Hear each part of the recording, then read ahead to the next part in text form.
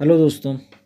All India बार exam 17 का exam का wait हर new student जो लॉ पास आउट हो चुके हैं, जिसको एडवोकेट बनना है, वो वेट कर रहे हैं। काफ़ी अरसे से वेट कर रहे हैं, कोई इंतज़ार कर कर कर थक चुका है। आखिर क्यों है AIB 17, ऐसा क्या चीज़ है क्योंकि आ ही नहीं रहा, आ ही नहीं रहा, आ ही नहीं रहा।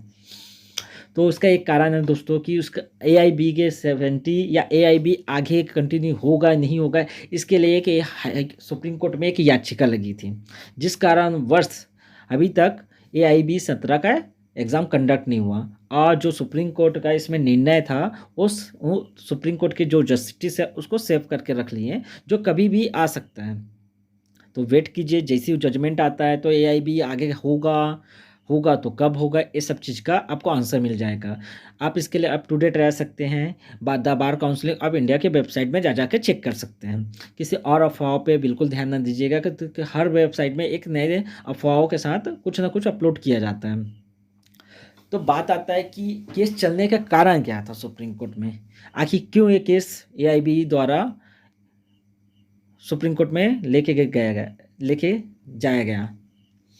तो the bar counselling of India जो AIB का एग्ज़ाम कंडक्ट कराती है, आखिर क्यों कराती है, किस लिए कराती है, और इससे क्या प्रॉफिट है या क्या लॉस हो रहा है, इस बारे में हम बात करेंगे। इससे पहले हमको 10 साल पहले जाना पड़ेगा, 2012, जब AIB को लेके आया गया। तो उसको क्यों लेके आया गया होगा, किसी ना किसी थॉट के साथ ही लाया गया होगा। तो थॉट क्या रहा होगा जब इसको AIB को the bar counselling of India लेके आया।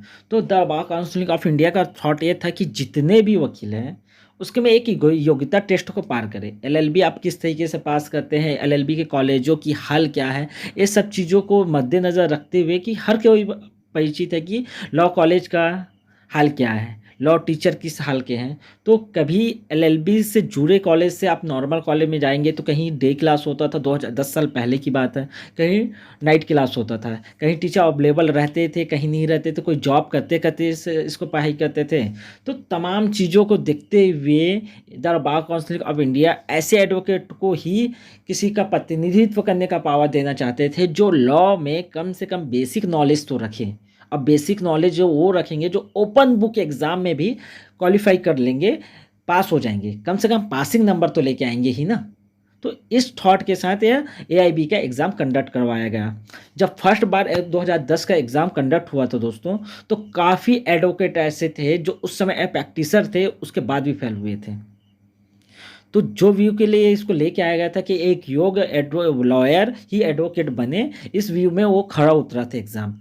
और 2012 से लेके 2022 तक, मतलब AI फर्स्ट लेग से AI 16 तक या 16 तक इसको कंडक्ट करवाया गया, तब तक कोई भी बाधा नहीं था। उसके बाद सुप्रीम कोर्ट में याचिका दायर हुई कि सुप्रीम कोर्ट में AIB का दायर करने का रीज़न ये था क्या, जो एडवोकेट लोग का पॉइंट था या तर्क था या आधार था अपील का, और उसमें ये लाया गया है कि क्या AIB से पहले जो एडवोकेट होते थे क्या वो नॉलेजेबल नहीं थे, और नॉलेजेबल थे तो AIB को लाने का कारण क्या था।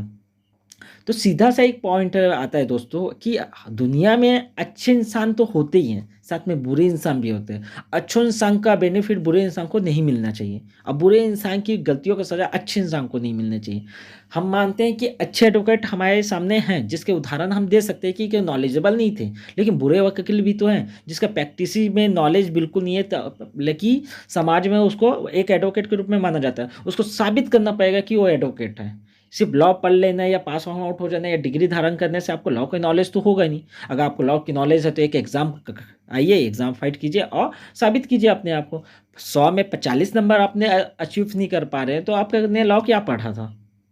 इस इंटेंशन के साथ AIB को लेके आया गया है, और इस कारण से AIB को आगे कंटिन्यू करना ही नहीं करना है सुप्रीम कोर्ट के जजमेंट पे निर्भर कर रहा है। और मोस्टली आदेश होने का चांसेस ये है कि AIB आगे कंडक्ट होते रहेगा। तो AIB का पैटर्न क्या होता है, AIB कैसे काम करती है, इसके बारे में हम आपको बताते हैं दोस्तों। AIB फर्स्ट बार 2012 में लेके आया गया, आज से 10 साल पहले। 2022 चल रहा है, 10 साल पहले जाते तो 2012 में फर्स्ट अटेम्प्ट उसी दौरान हुआ। AIB फर्स्ट का एग्ज़ाम 2012 में हुआ। एग्ज़ाम 3 साढ़े 3 घंटे का होता है दोस्त। बहुविकल्प प्रश्न आते हैं, 12 भाषाओं में इस एग्ज़ाम को कंडक्ट कराया जाता है, जो हिंदी, इंग्लिश, मराठा, गुजराती, तमाम ऐसे करके जो 12 मान्यता भाषा है राज्य का, उसमें इसको कंडक्ट कराया जाता है। इसके योग्य कौन होंगे? जो एलएलबी या बीए एलएलबी या बीकॉम एलएलबी जिसने लॉ की डिग्री धारण कर चुके हो, वो इसमें एग्ज़ाम देने के लिए क्वालिफाई होते हैं। लेकिन इससे पहले आपको किसी न किसी स्टेट से इनरोल होना ज़रूरी है, अपना रजिस्ट्रेशन करवाना ज़रूरी है। वहाँ के एडवोकेट के एक पंजीयन बुक होता है, उसमें आपका नाम दर्ज होना चाहिए, तब आप जाके एआईबी का फॉर्म भर सकते हैं।